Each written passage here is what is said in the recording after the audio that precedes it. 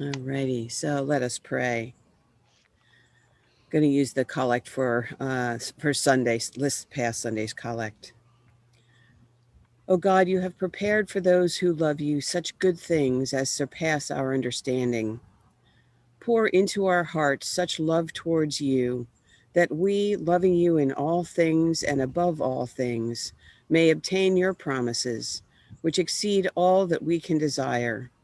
Through Jesus Christ our Lord, who lives and reigns with you in the Holy Spirit, one God, forever and ever. Amen. Amen. All right. Good morning. Well, I'm grateful to Greg, who is going to share with us this morning his worksheet that he developed for figuring out the sort of that balancing act that we're doing between the PPP loans and the ERC. Did anybody else have anything they wanted to share this morning? I want to make sure we leave enough time. All righty then. We'll go ahead with yours. Greg, do you want me to share my screen? Do you want to share your screen? How do you want to do this? Yeah, I was thinking I would share my screen and then I can use my cursor. Sure. It looks like, do I have the ability to share my screen? You should have, yeah. Yep, there you go. Okay. Oh, nice. Okay, well, yeah, I figure I'm going to learn something this morning, even if nobody else does. But we're in the position of having two PPP loans, and so I was trying to figure out how we can sandwich in, the retention tax credit. So the first loan was effective on March 5th of last year for $26,672. And what I have up here in the upper left quadrant are the figures that I sent in for the forgiveness application. And then this was forgiven on January 29th of this year. Now, I mean, as you can see, we used a 24-week period. Now we were close to being able to use the 8-week, but you can see down here where I've got the monthly total and then the running total, that after 2 months we were still about $5,000 shy of making full forgiveness. We're here at 21,700 versus 26, roughly 700. So that's why I used the 24-week period. But you can see that, then in the next month, in July, we were already well over the forgiveness amount here at about 32,800. Mm-hmm.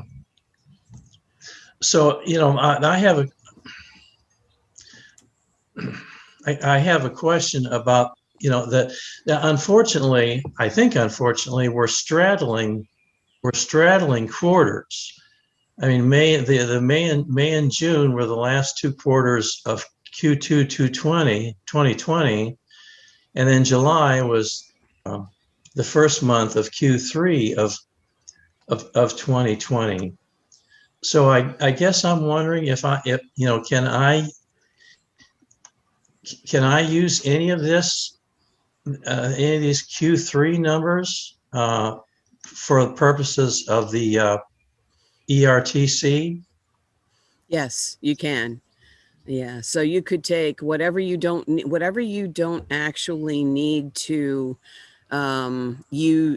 whatever you don't need to actually obtain the forgiveness for your loan.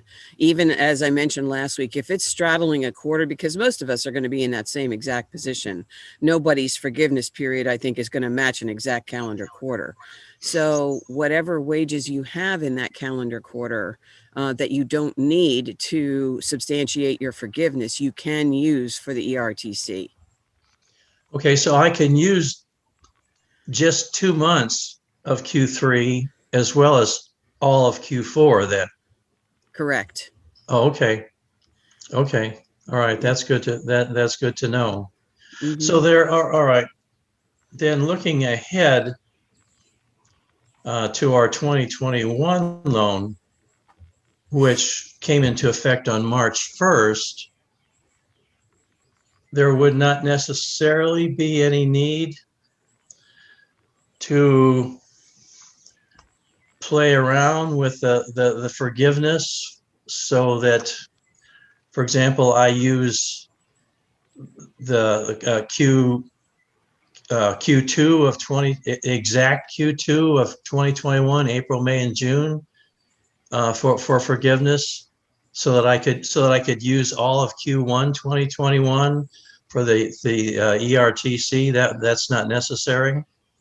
Well, I think unless I missed something, your covered period is still going to start when you get your loan. Okay, so it looks like you got your loan on March 1st. Right. So you will have the month of March as part of your covered period, which means you Mhm. can use January and February for Okay. Right. ERTC. Right. Okay. And Right. then however long your forgiveness period stretches would depend on, your covered period stretches would depend upon how long you have to go before you reach that forgiveness threshold again. Yeah. But it would still be the same kind of a thing, if that happens to, to be March, April, May, then you could still have June in the second quarter to be used for your ERTC. Yeah. Okay. Yeah, so that's how that would Okay. work. Okay. I had gotten a little hung up on the quarters. Hmm. Yeah, well, and it's great to see it laid out this way, because then you can very clearly see how it works when you do straddle a quarter, Mhm. and you have the ability to continue to use that, to use the wages from the months in the quarter that you still have available to you.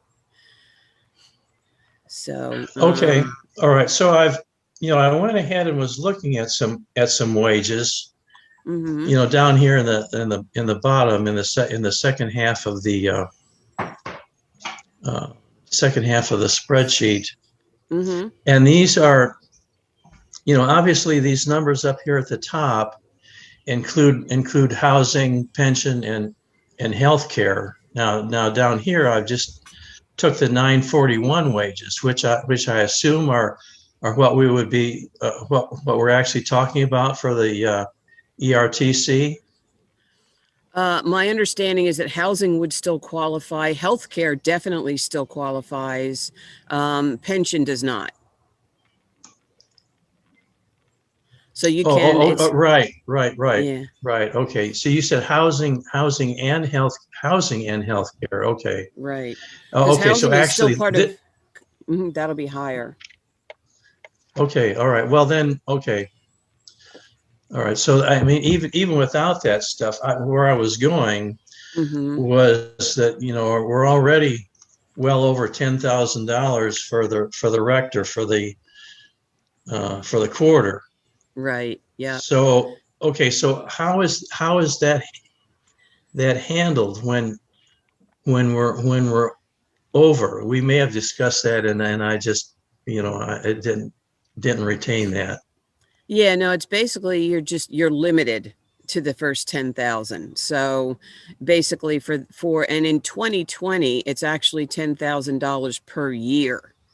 So you would definitely be limited to this to Oh, $10,000 for your okay. rector. Okay. Um, and uh and for your rector in particular, like when you go back and you sort of drop those numbers in for August and September down into the bottom half of the spreadsheet that you're also allowed to take, you could sort of make a decision whether you wanted to take the $10,000 credit for him, or her. It's your Alexandria, right? Uh, right. Yeah. So Yeah, so it's her. That's Reverend Canon Carol. Horton. Yeah. Yeah. Carol. Yeah. Yeah. So you could take, you could choose either the third quarter or the fourth quarter it probably would be easier to amend your fourth quarter 941 because you would be able to take all $10,000 in the same quarter. It might just be a little cleaner for you. Mm-hmm. But then with your organist and your admin, for example, they would be eligible for, for both quarters, for the third and the fourth For quarter. August through December. Right. So you would be amending your third quarter 941 for your organist and your admin to take the credit. I mean, for your organist and your admin. And then you would be amending your fourth quarter 941 to take the credit for all three of them. Okay, right. Right. Okay, so mhm. So the amount of federal tax for the rector that could be credited would be prorated on that $10,000 then? Well, so what would happen is that you would calculate the amount of your credit for that particular quarter. So let's just say, using the numbers that are here, and I'm just going to take the fourth quarter as an example because they're all down there. You would have $10,000 available from your rector. And then you would have $3,900 from your organist and $1,200 from your admin. So you would have $15,100 of credit available, to be taken in the fourth quarter. Okay. And then whatever the total of all of those, so you've got the federal tax withholding is eligible to be offset by the credit. And then I'm not sure what the medical and dental number is. Is Yeah, that I don't for know. the insurance? I'm asking myself why I put that in there. I'm not sure. Let me just take that out so it's just not confusing. Okay. Okay. Yeah. So then you've got the organist federal tax withholding, and then it looks like organist and admin FICA. So the FICA would be the Social Security and the Medicare, both of them. Okay. Okay. As withholding. So whatever that total is, you get to offset all of that, but you can clearly see that your $15,100 number is going to be much larger than the amount of withholdings that you're showing there, right? Yes. So then what would happen is on the 941 form itself, where you put in the amount that you're claiming as a credit, and you offset the amount of withholdings and employer payroll taxes that you have calculated on the 941 form, the rest of it, you're going to come down at the end of the day to a net credit number because your credit is higher than the amount that you owed. Does that clear? I'm trying to catch up.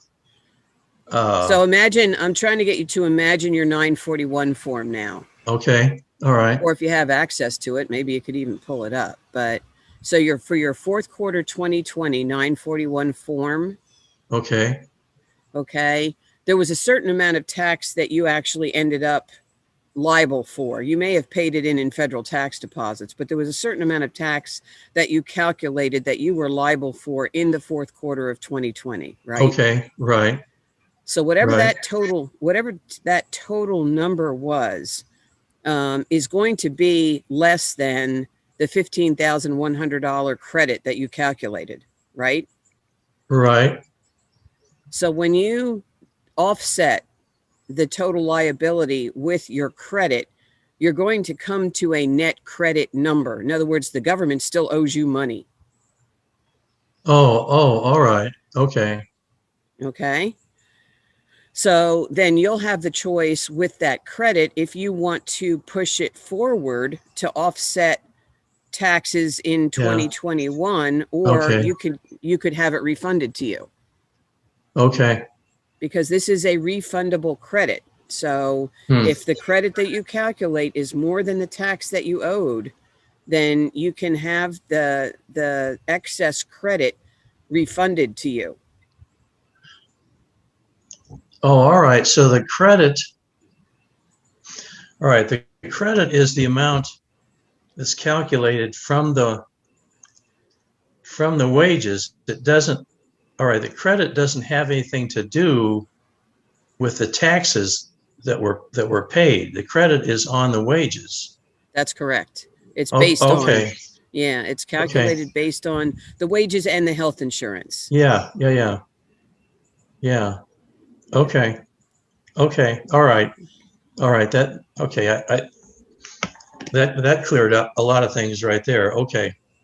Yeah. Okay. So I'll have me, all right. So we do everything through Paychex. So Mhm. I'd have to work with Paychex on that. Mm-hmm. Yeah, the thing that you'll need to do, as I mentioned before, and we just kind of went through, is just taking a look at your numbers Mhm. quarter by quarter. Just, decide what amount of credit you have in that quarter, and then let Paychex know what Yeah. that credit is. Right. So you'll have in the third quarter of 2020, you'll have, it looks like, $2,600 from your organist and somewhere around $750 for Right. your admin Yeah.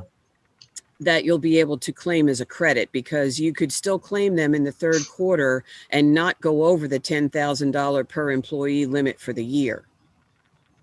Right? Oh, right. Yes, correct. Yes, absolutely. So you could do that for the third quarter. Okay. The second, Okay. second quarter, what you could do also is you could go back into April. Oh, okay. Okay. Okay, And sure. theoretically, if you wanted to, even in the first quarter of 2020, you would have the time period from May 12th. I'm sorry, not May 12th, March 12th through the end of the month, because March 12th is the farthest date back in 2020 that you can go. That was, I don't know why they decided on that particular date, but, Okay. you can go back to March 12th of 2020. So you could Okay. theoretically also have a small amount that would be applicable in the first quarter of 2020. You would have April in the second quarter. Yeah. And then, August, September, October, Okay. November, and December Okay. to work through. Okay. Okay. Okay. And it's kind of looking like, if you're doing it that way, that you could probably do that for your organist and your admin for all of those periods and still not exceed the $10,000 Yeah. per year limit. Per year for them. Yep. So, so that would be what I would recommend Okay. there. Okay. Okay. Okey-doke. Great. And then also in 2021, just to remember in 2021. So the one thing that that I kind of went over really quickly, and I'm sorry because I didn't mean to cause confusion. When we calculated for the fourth quarter, the amount of the credit, or the amount of the applicable wages, I guess I should say, being $15,100. In 2020, the amount of the credit is actually 50% of that amount. So it's not the entire Yeah, okay. 15,100. Right. It's Right. half of that. Okay. So Right. it's like $7,550. Okay. That's going to be the amount of the credit that you're actually, and I apologize, I misspoke on that because I was thinking too quickly. So the amount of the credit for that quarter would be $7,550. Which will be applied against whatever the actual taxes were billed For the fourth quarter, correct. for the fourth quarter, right? Okay. Yeah. And I Okay. still think you're going to come out with a net credit, which could Uh-huh. be, could be refundable. And that's really where the real benefit of this credit is that because you've already paid in for 2020, right? You've already paid in the amount of tax that you owed with your 941 forms, right? So, Yes. Yeah. so you're effectively going to get this entire amount back. Mm-hmm. you know, the Mhm. 7,550 for the fourth quarter. Mhm. Then in the third quarter, it looks like you'd have, again, if we're using the 2,600 for the organist and about, you know, 750 for the admin, $3,350, that would be the base wages, you know, so then you'd have half of that, which would be about $1,700 in credit that you'll be able to use to offset, you know, the taxes in that period. And again, because you've already paid in Yeah. the amounts Okay. for the third quarter, you're going to get that entire amount back. Uh-huh. Mhm. And then as we move forward into 2021, we need to remember now that the limitations have been greatly expanded. In 2021, we're talking about $10,000 per employee per quarter. Order. Okay. Mhm. And so, you know, that'll definitely make a difference in the amount that you can claim based on your rector's wages. And you know, probably not that much of a difference with the organist and the admin, Mhm. but you know, Mhm. still a little bit. Mhm. And then, you know, as you move forward, you've already filed your first quarter 941, and that's already been Mhm. paid in. But then as you're Mhm. filing your second quarter, you'll actually be able to, you know, to offset the amounts of tax due so that, you know, you wouldn't necessarily even have to pay them in because you've got credit, you know. So, and that's Mhm. something you can work through with paychecks. Yeah. You said that's who you Yeah. use, right? Yeah. Yes. Yes. To see how you want to manage that, you know, Mhm. Yeah. so that, Yep. because you can actually do that moving forward through 2021. Yeah, as you know, you can basically offset your federal tax deposits so that you don't even have to pay them in. Mhm. Mhm. Okay. So Okay. that's how that goes. Are there any other questions that anybody else has who's been listening, or thoughts or suggestions? Well, Yeah. Charles, have you done this with any of your churches yet? I honestly haven't. I've had a couple other things that were going on, trying to get financials out for 3 churches this week. So the intent is to get to it late this week, early next week, and kind of see how it lays out. I know I've got Pemberton's got a really good shot at it because of where we got the PPP loan there. And I'm going to kind of see with the other two, but Pemberton, I think, is the strongest case right now. Great.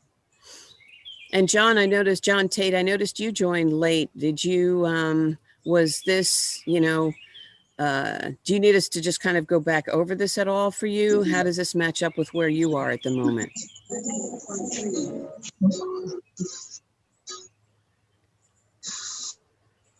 Oops. I couldn't hear if you said anything, John. I heard you unmute, but I didn't hear if you said anything. Okie doke. How about you, Sharon? I have just started doing the calculations on it, and since we just have father, it's going to be really pretty straightforward. Right. Yeah. Yeah. Yeah. There won't be too much, too much going on there, I guess. No, right. No. Hopefully I'll get that completed this week and get that into paychecks so we can start getting our credit. Oh, okay. All right. Yeah. And I saw that John says he's in a doctor's office, so he couldn't speak out. I understand, John. So, you know, what I would recommend, maybe, John, if you have time, is to maybe join us, you know, this evening, if you can, if you still have questions, you know, about, about what we're showing here, just to go over again really briefly, you know, what this is Greg's calculator for St. Thomas in Alexandria, and using the numbers that he had, sort of coordinating that pink shaded area. And I hope you can see this, because if you're on a phone, it may be a little difficult.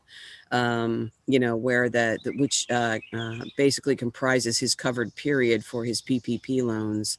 And what we were discussing is the fact that, you know, Okay, good. I'm glad you can see it. Is the fact that his numbers that he has for August and September, he can go ahead and drop down into that second half, the bottom half of his spreadsheet is where he's calculating what he has available to be used for purposes of the ERTC. And so those numbers could be moved down into that bottom section.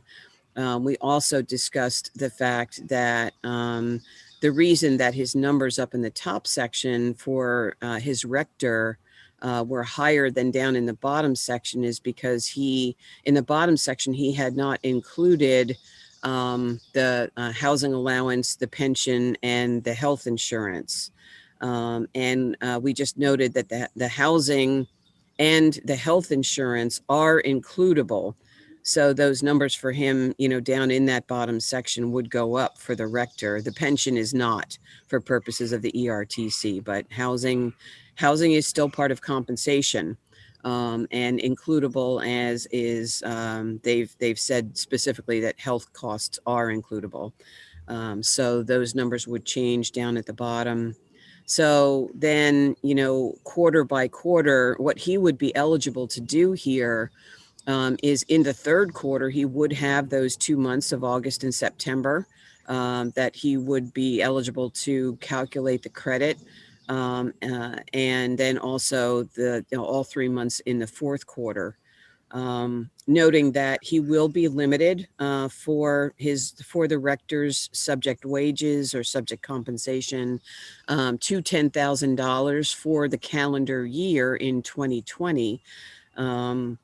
So, it might make better sense for him to just claim all of that $10,000 for his rector in the fourth quarter, just to make it a little cleaner.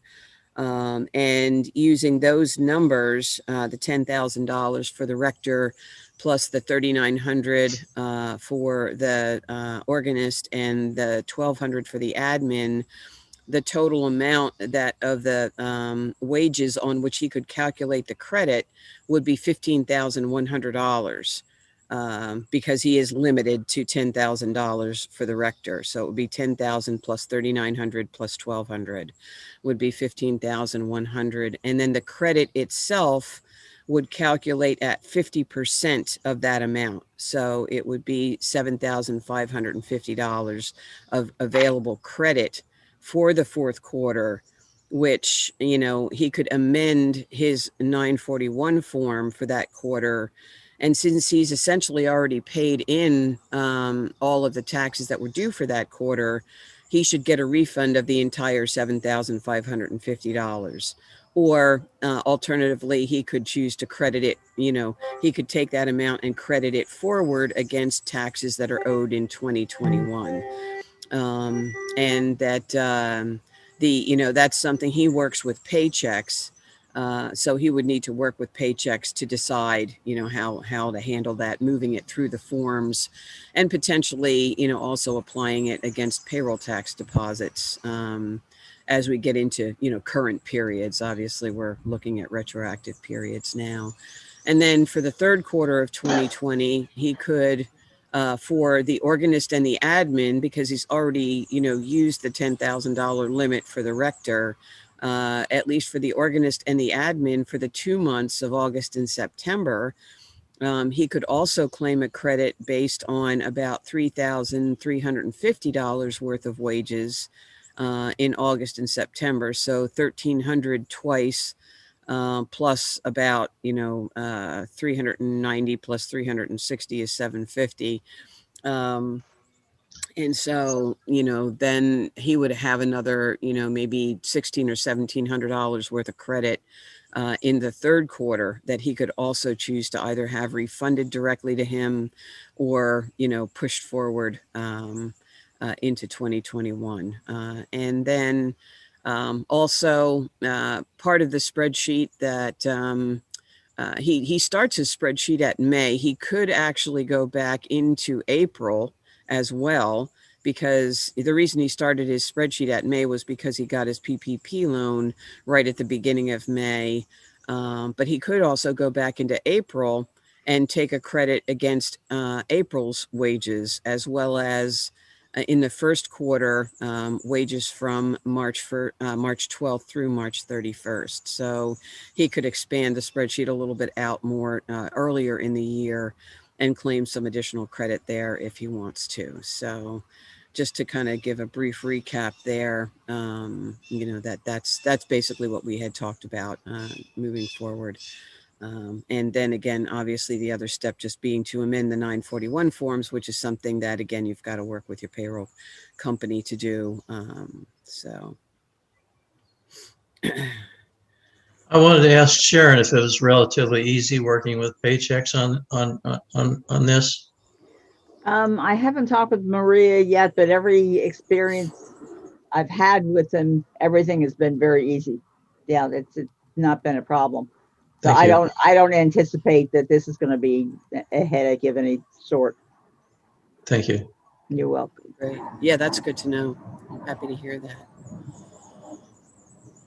All righty. That's really all I wanted to do for this morning. And I'm grateful to Greg for, you know, putting his numbers up here so we can kind of have a real hands-on example to walk through. You know, Phyllis, would you like to use this tonight? Actually, I would. Yeah, that would be great if you don't mind. No, I don't mind. What about if I update it? I'll add, you know, to the director's wages for the fourth quarter 2020. I'll add in the housing and the healthcare, and then I'll also drop down the figures from August and September. Yep. All right, so I'll update that a little bit and send you a revised copy, and you're welcome to. You understand it a little bit better than I do, I think. So you're welcome to use it. I appreciate it. Thank you very much. But it's also one of the things that, you know, that's also helpful is, again, just to have a real life example, you know, that Sure. We can actually work through the numbers and talk through the numbers. So I really do appreciate that. Thank you so much. You're welcome. All righty. Very good. Well, then I guess, you know, that we'll just kind of close early for this morning. I'll look forward to seeing you guys all again in a couple weeks, where we'll, you know, go through, you know, just to see if anybody else is joining who has any more questions about the ERTC. You know, I want to start looking also forward to covering some other topics, you know, of interest that people have been asking questions about. So with that, I guess I will send you off to have a good rest of your day. And thank you so much for being with us this morning. Thank you, Phyllis. Thank you. Okay. Take care. Bye-bye.